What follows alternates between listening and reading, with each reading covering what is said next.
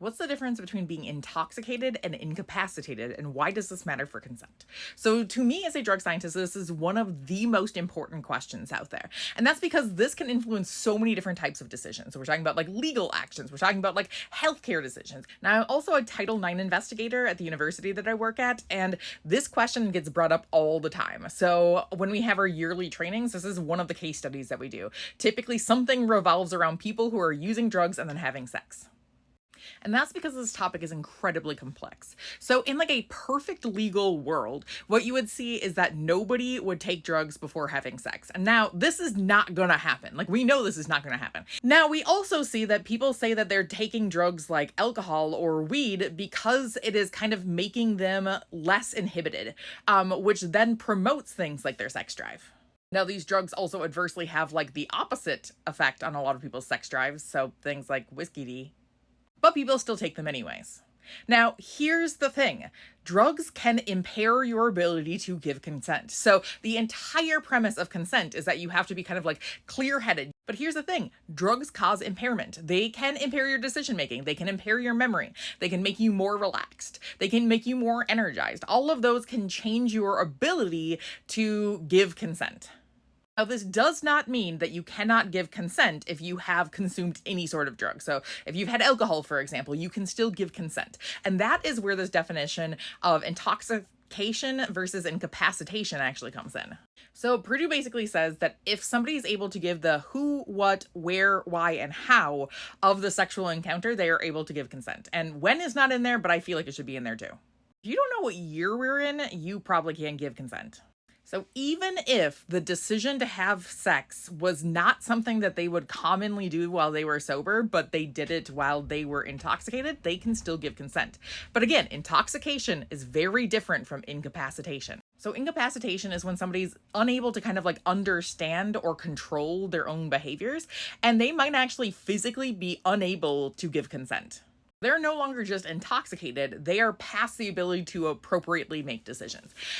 Now, here's the problem. There is not one line for drugs on this. There is not like one blood alcohol content level that we're saying like, oh, hey, this person is like a 0.2. That means that they're unable to give consent. Because you've seen the reports of people who have been like pulled over for drunk driving at levels of intoxication that would kill an average person. But because they drink so much, their blood alcohol content can get even higher than the average person. They have developed a tolerance. There's not like one study that says like, oh yeah, one pre-roll is fine, but 3 is definitely to the point of incapacitation. That's not a thing. So you have to go off of things like signs and behaviors. You have to watch what people are actually doing. First, watch to see how much they've actually taken. So if they've had like a ton of drinks, you might start thinking like, oh, maybe we're reaching the point of incapacitation here. But that depends on the person. Maybe someone normally has 4 or 5 drinks in a night and it does almost nothing to them. And with alcohol, there are all sorts of issues that go into this. So, for example, have they had some caffeine with their alcohol? Because that's going to make them look less drunk, but they're still going to be problematically intoxicated in some cases. Do they drink on an empty stomach? Are they taking any prescription pills at the same time? How much do they usually have to drink? Do they drink champagne? Do you know if they're a person who commonly dances out in public, or is this something out of their normal behavior? All of those are things that you should be looking at.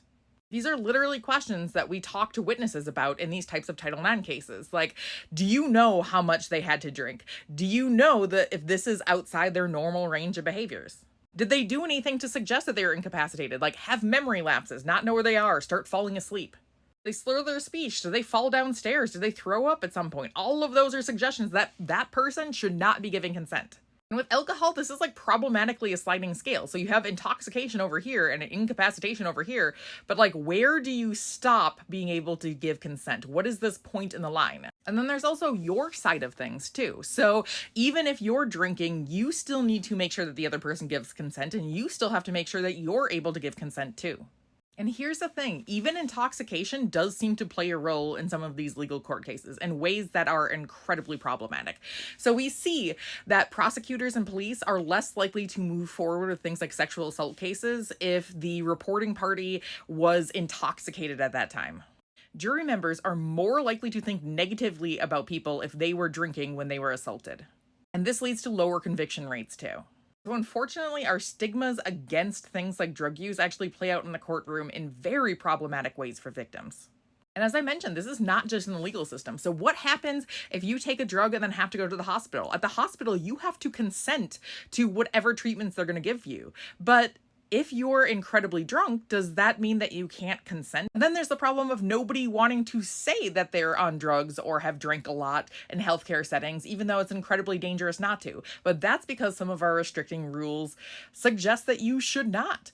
And here's another problem. All of these rules depend on the country that you're in because there is no line here. There is not one line that we say this person was incapacitated and couldn't give consent. This person definitely could. So it depends on the country. It depends on the drugs. So what about sedatives? Can people not give consent if they're falling asleep when they take a nightly sleeping medication? Things like Molly are more likely to make you feel connected to others, which might make you more likely to be intimate. So is that clouding your decision making to the extent that you can't give consent? And with hallucinogens, they distort your perception of reality. So what does that change in terms of consent? We don't have strict guidelines here. So here's my suggestion from a drug scientist. Now, as a reminder, I'm a PhD drug scientist. I am not a doctor. I am also not a full-time Title IX worker. And I also am definitely not a lawyer. So don't take this as any sort of actual advice, but here's how I like to think about it. In all of these cases, err on the side of caution. So consent is supposed to be enthusiastic and it's supposed to be ongoing. So check in throughout the night. If you know you're going to be drinking to excess, probably make it a night where you don't have sex.